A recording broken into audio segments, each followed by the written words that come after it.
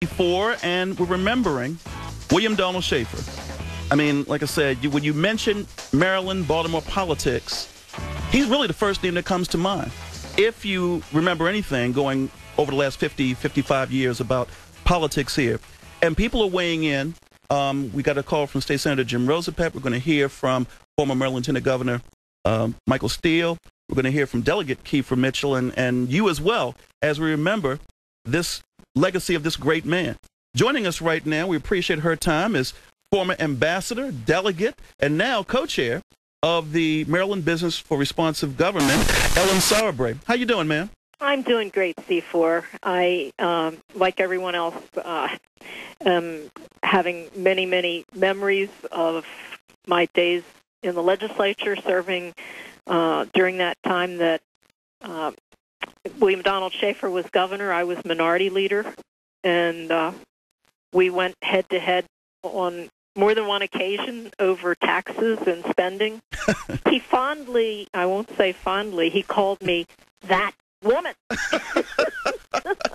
for the better part of 8 years. My name from Governor Schaefer was that woman. Well, just know this, Ellen Sauerbrey. He also had that reserved for some Democrats. Well, he was equal opportunity with that, okay? But I think no matter whether you were on his side of an issue or on the other side of an issue, you always knew that William Donald Schaefer was doing things because he really did care about people, and it was never personal gain. It was what was good for his beloved city of Baltimore. And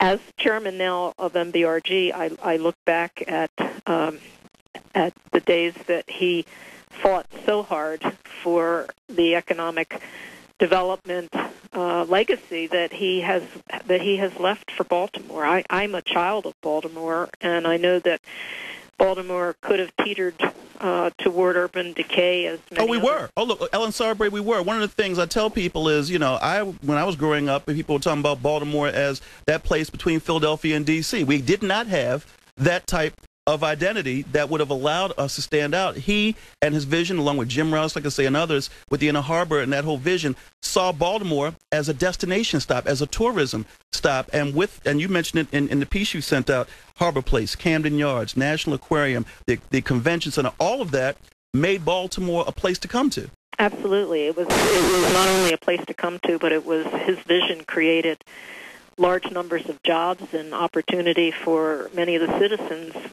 in Baltimore, and so his legacy is one that from the standpoint of a Democrat governor, I mean, he had that ability to understand that economic development, businesses create jobs and give opportunity to families in the city.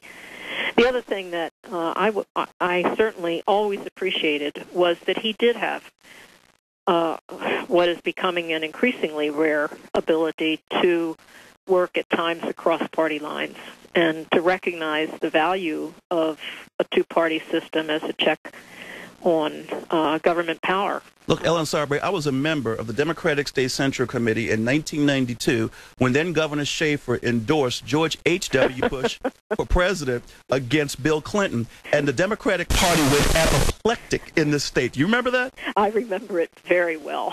And when I say that, there was a meeting, I'll never forget this, there was a meeting down at Community College of Baltimore, the downtown campus, and all of these Democratic State Central Committee people from all over the state were coming for this vote to replace William Donald Schaefer as the titular head of the Democratic Party for his, how dare he support George H.W. Bush. And Ellen, when we get there, we're meeting and they're about to hold the vote. In walks Governor William Donald Schaefer. And when he walks out, I'll never forget it, walked up to the podium. He said, I want to thank you for inviting, he wasn't invited, by the way. I want to thank you for inviting me to the meeting.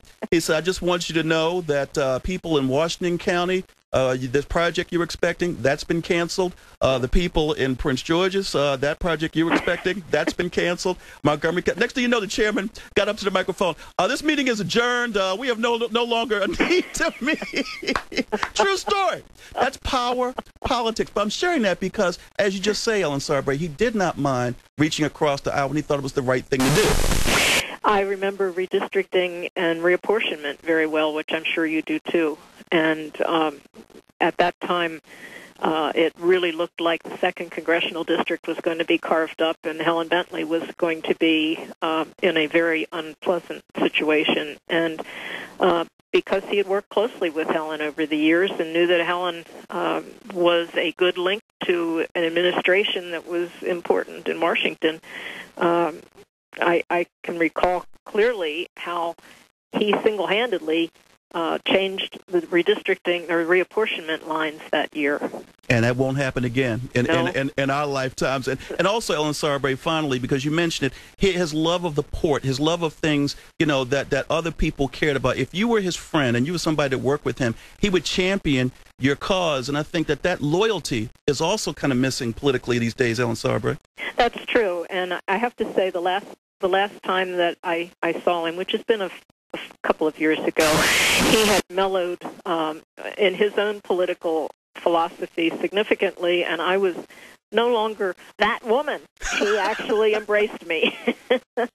Well, Ellen Sauerbrey, a lot of people are remembering William Donald Schaefer today, and one of the things that I learned growing up in the family I grew up in, you measure yourself not only by your friends, but by your adversaries. And if you were an adversary of William Donald Schaefer, that was a mighty adversary to have, wasn't it? It certainly was.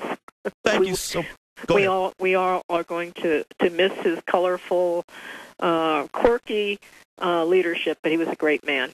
Thank you so much, Ellen Sauerbrey, co-chair now of Maryland for Business for Responsive Government. Thank you so much, and we'll talk soon, okay? Okay. I appreciate it. Take care. Your reflections as well, 410.